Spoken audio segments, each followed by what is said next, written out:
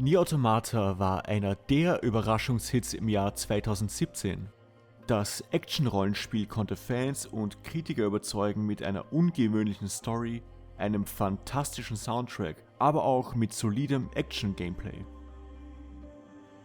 NieR Automata ist zu einem völlig überraschenden Verkaufshit für Square Enix geworden, aber vor allem auch für Entwicklerstudio Platinum Games. Das hat überrascht, denn bei NieR Automata handelt es sich um einen Nachfolger zu einem absoluten Nischenspiel. Manchen war vielleicht gar nicht klar, dass es eigentlich der zweite Teil einer größeren Saga ist. Das ursprüngliche NieR erschien 2010 für PlayStation 3 und Xbox 360, aber lief völlig unter dem Radar. Immerhin, durch seine schon damals ungewöhnlichen Konzepte gewann es aber eine kleine, vokale Fangemeinschaft, die für das Spiel seither eingestanden ist. Inzwischen hat sich der Diskurs zum Original NieR jedoch etwas gewendet, denn das Spiel stand selbst bei seinen Fans schon immer für sein Gameplay in der Kritik. Jetzt mit dem Erscheinen von NieR Automata sprechen manche dem originalen Spiel sogar komplett eine Empfehlung ab. Daher möchte ich hier eine Lanze für das originale NieR brechen, denn es behält aus meiner Sicht bis heute einige einzigartige Qualitäten gegenüber seinem Nachfolger NieR Automata. Der Erfinder und Autor der Reihe Yoko Taro hat mit NieR einerseits verstanden, dass man in Videospielen erzählerische Methoden verwenden kann, die in keinem anderen Medium möglich sind. Andererseits beinhaltet NieR smarte Beobachtungen, die durchaus unsere Welt betreffen.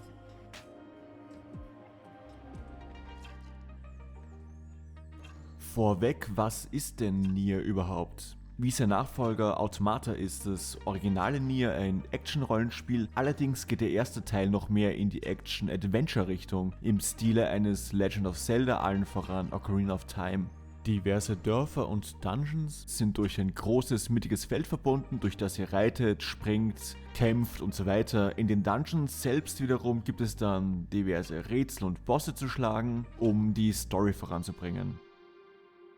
Viele Fans erachten das Gameplay des Spiels als nicht sonderlich gut, vor allem weil sich das Kämpfen etwas ungenau und klobig anfühlen kann. Das ist ein Manko, das hat Platinum Games im Nachfolger sicherlich ausgemerzt. Aber dennoch tut man NieR etwas Unrecht, denn die ursprünglichen Entwickler von Cavia haben die manchmal drögen Kämpfe mit einer gekonnten Abwechslung ausgeglichen, die eigentlich nicht viele andere Entwickler beherrschen. Das heißt, immer wieder wechselt das Spiel in andere Genres oder zollt Respekt an seine Inspirationen. Also einerseits gibt es eben diese Zelda-mäßigen Abschnitte, andere aber wiederum ähneln klassischen Horrorspielen, Shootern, Adventures und auch vielen anderen Dingen. Und da finde ich durchaus beeindruckend, dass keine dieser Tätigkeiten je schlecht umgesetzt ist. Manche dieser Abschnitte sind vielleicht schwächer als andere, aber niemals wirklich schlecht. Das kennt man auch deutlich anders. Man denke beispielsweise an ein Bayonetta. Da hat niemand Lust auf die nervigen Shooter- oder Rennspielpassagen.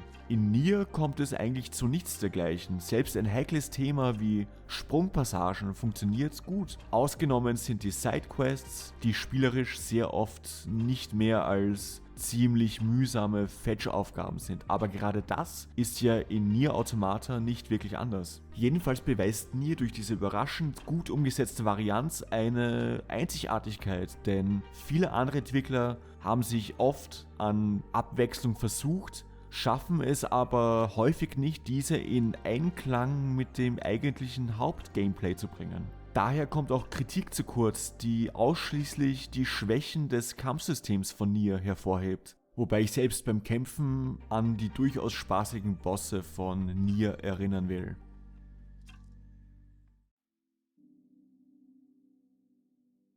Wo sich Fans von NieR jedoch deutlich klarer auf seine Brillanz einigen können, das sind die Geschichte und vor allem auch die Atmosphäre des Spiels. Denn zwar sieht NieR durch sein geringes Budget grafisch nicht sonderlich gut aus, dafür aber kann es, wie auch sein Nachfolger, mit einem fantastischen Soundtrack trumpfen. Fast alle Lieder werden durch Gesang in einer Art Fantasiesprache begleitet. Dabei beschränkt man sich aber nicht nur auf epische Fantasy-Hymnen, sondern deckt verschiedenste Stimmungstypen ab, so dass ein Soundtrack entsteht, für den eigentlich kaum Vergleiche bestehen im Videospielsektor.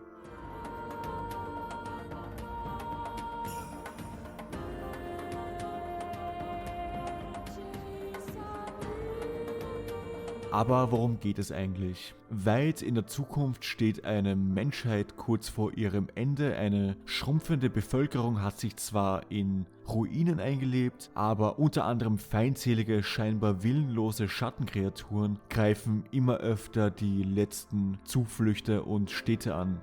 Diese Schatten, die man während dem Gameplay bekämpft, entführen dann schließlich die Tochter des Protagonisten und bringen diese in das Schloss des sogenannten Schattenlords. Das startet dann wiederum eine Befreiungsmission.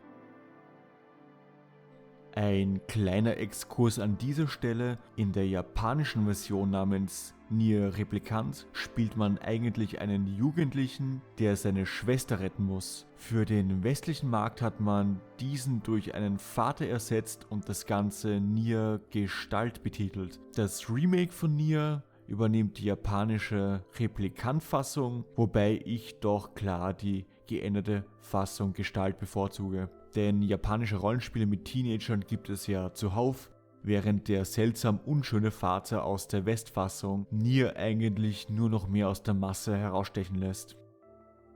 Begleitet jedenfalls wird der Protagonist von 3 skurrilen Weggefährten. Einerseits das sprechende Buch mit Amnesie Grimoire Weiß, das dem Protagonisten Zauberkräfte verleiht, eine geheimnisvolle und vor allem äußerst unflätige Begleiterin namens Kaine und noch das quasi Maskottchen der Reihe, eine seltsame Marionette namens Emil.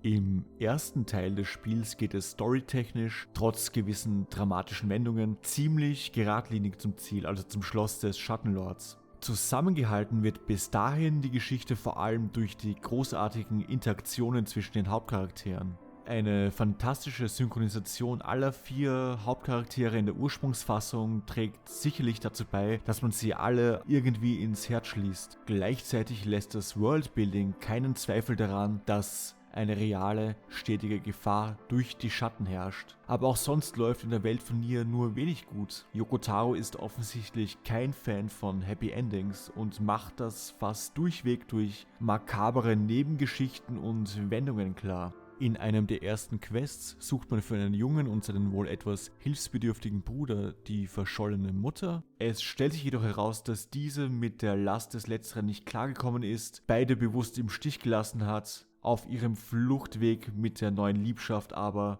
zu Tode geschlagen wurde.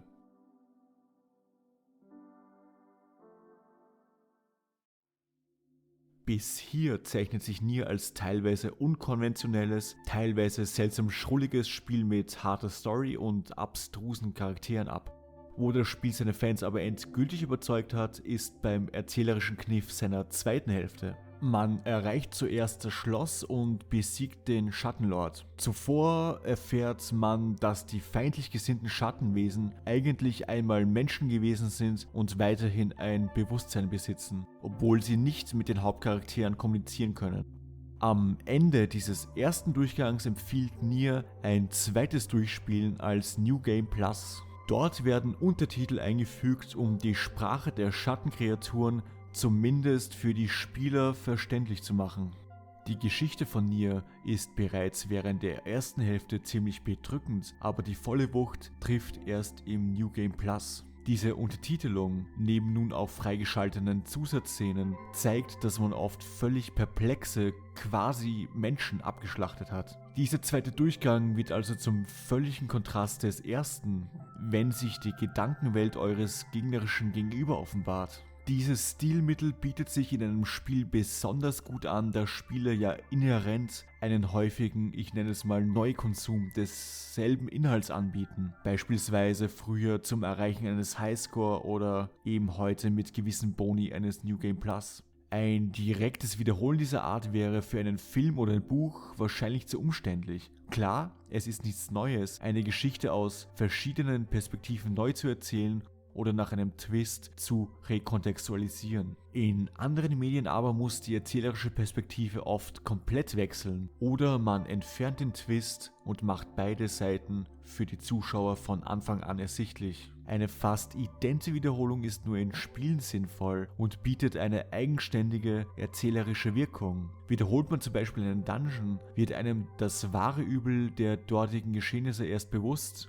Aus Spielersicht lässt es sich aber nicht mehr vermeiden, außer man verweigert das Weiterspielen. Dieselbe Passage erhält plötzlich völlig andere emotionale Impulse, obwohl man ja oberflächlich gesehen nur ein Level nochmal spielt.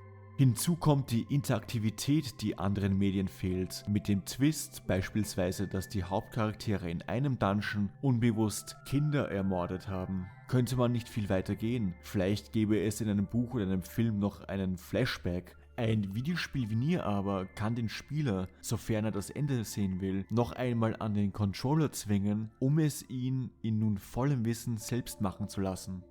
Besonders hoch anzurechnen ist der Erzählung hier, dass sie mit keinem typischen Austausch von Gut und Böse arbeitet, wie es schlechtere Twists machen würden, im Sinne von du warst der wahre Bösewicht. Die Schatten verantworten ja selbst noch immer etliche Massaker gegen ihren Gegner, also uns. In neuen Szenen des New Game Plus werden zwar gewisse Gründe für das aggressive Verhalten der Schatten angeführt, aber ein ursprünglicher Übeltäter oder Verursacher von Gewalt kann eigentlich nicht mehr festgemacht werden. Ein Schwarz-Weiß-Denken lehnt Nier hier völlig ab.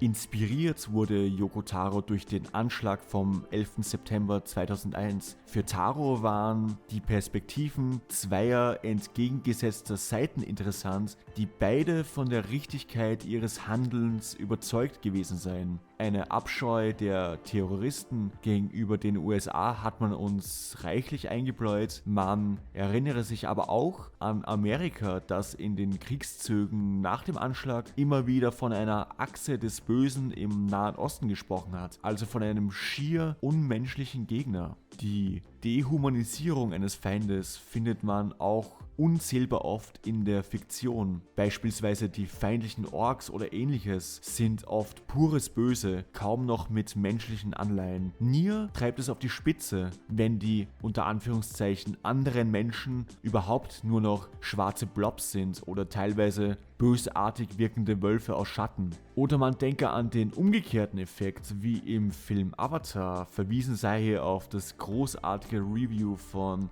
Red Letter Media und den Abschnitt Disney Eyes. Gegenüber comichaften Bösewichten stehen also die idyllischen Helden, die jedes visuelle Ideal von Schönheit oder Eleganz erfüllen. Für mich noch ein Grund, den eher kaputten Look der Vaterfigur der westlichen Version Nier Gestalt zu bevorzugen, weil eben auch dieses Klischee etwas umgedreht wird.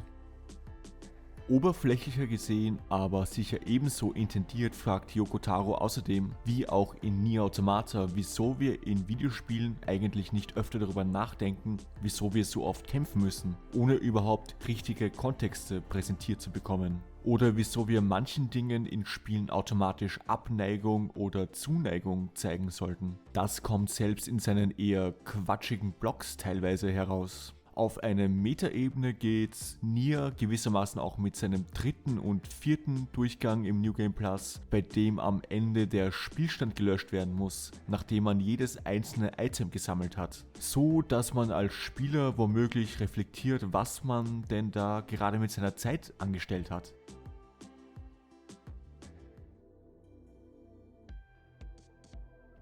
Sicher ist die Geschichte in Nier nicht perfekt. Ab und zu greift sie doch etwas zu tief in die Klischeekiste, vor allem wenn es um die Macht der Freundschaft geht. An wenigen Stellen drückt auch der Soundtrack vielleicht etwas zu stark auf die Tränendrüse. Aber das Gesamtpaket ist aus meiner Sicht dennoch einzigartig, selbst nach der Veröffentlichung von Nier Automata. An dieser Stelle kann ich es wohl auch verraten, was für viele wahrscheinlich kontrovers erscheinen mag, aber ich finde Teil 1 spürbar besser als Teil 2. Nicht nur wegen seinen Storykniffen, von denen ich überrascht bin, dass sie so selten so konsequent umgesetzt worden sind. Am ehesten noch in Indie-Spielen.